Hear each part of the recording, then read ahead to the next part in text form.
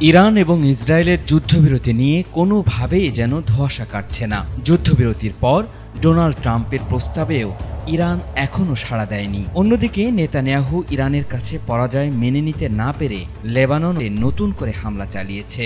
পারমাণবিক ইস্যু থেকে সরে না আসলে ইরানকে কঠোর হুঁশিয়ারিও দিয়েছে ডোনাল্ড ট্রাম্প। ঠিক এমন অবস্থায় তেহরান বিশ্ববিদ্যালয়ের রাষ্ট্রবিজ্ঞান অনুষদের প্রধান ইব্রাহিম মোত্তাকি ইরানে নতুন করে যুক্তরাষ্ট্র ও ইসরায়েলের হামলা নিয়ে চাঞ্চল্যকর এক তথ্য দিয়েছেন। তিনি বলেছেন, 7 দিনের মধ্যেই ইরানে আবারও ধ্বংসাত্মক হামলা চালাবে যুক্তরাষ্ট্র ও ইসরায়েল। মধ্যপ্রাচ্যের উত্তেজনার রেশ কাটতে না কাটতেই তার এমন বিস্ফোরক মন্তব্যে অনেকটাই নড়েচড়ে বসেছে ইরান।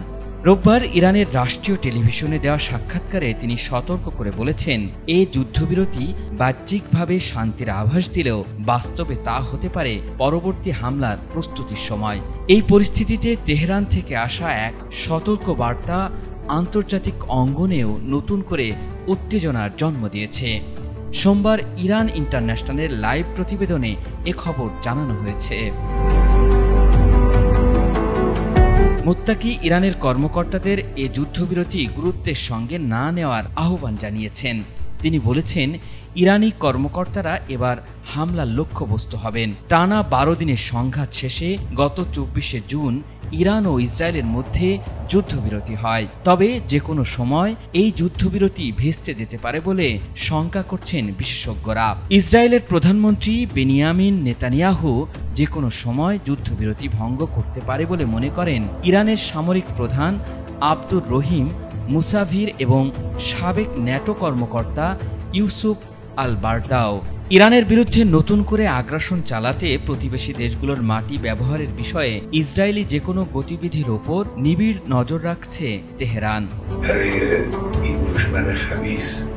সোমবার সাপ্তাহিক সংবাদ সম্মেলনে সাংবাদিকদের উদ্দেশ্যে ইরানের পররাষ্ট্র মন্ত্রণালয়ের মুখপাত্র ইসমাইল বাঘাই বলেছেন, ব্যতিক্রম ছাড়াই সব প্রতিবেশী দেশ আমাদের আশ্বস্ত করেছে তারা ইরানের বিরুদ্ধে আক্রমণাত্মক কর্মকাণ্ডের জন্য ইহুদিবাদী সরকারকে তাদের স্থান বা ভূখণ্ডের অপব্যবহার করতে দেবে না।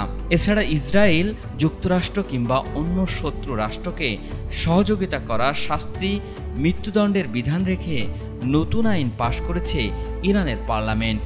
সোমবার তেহরানের সংবাদ মাধ্যম ইরান ইন্টারন্যাশনালের এক প্রতিবেদনে বলা হয়েছে, স্টারলিংকের মতো অননুমোদিত ইন্টারনেট সংযোগ ব্যবহারের অপরাধীকেও শাস্তিযোগ্য বলে ঘোষণা করেছে দেশটি। এদিকে ইসরায়েল এবং যুক্তরাষ্ট্র প্রধানদের বিরুদ্ধে ফতোয়া জারি করেছে ইরানের শীর্ষ শিয়া ধর্মীয় নেতা আলাতুল্লাহ নাসের মাকারেম সিরাজি। ট্রাম্প ও নেতানিয়াহুকে আল্লাহর শত্রু আখ্যা দিয়ে মুসলিম বিশ্বকে তাদের বিরুদ্ধে ঐক্যবদ্ধ হওয়ার আহ্বান জানিয়েছেন তিনি। আল ইমরান, ATN বাংলা, ঢাকা।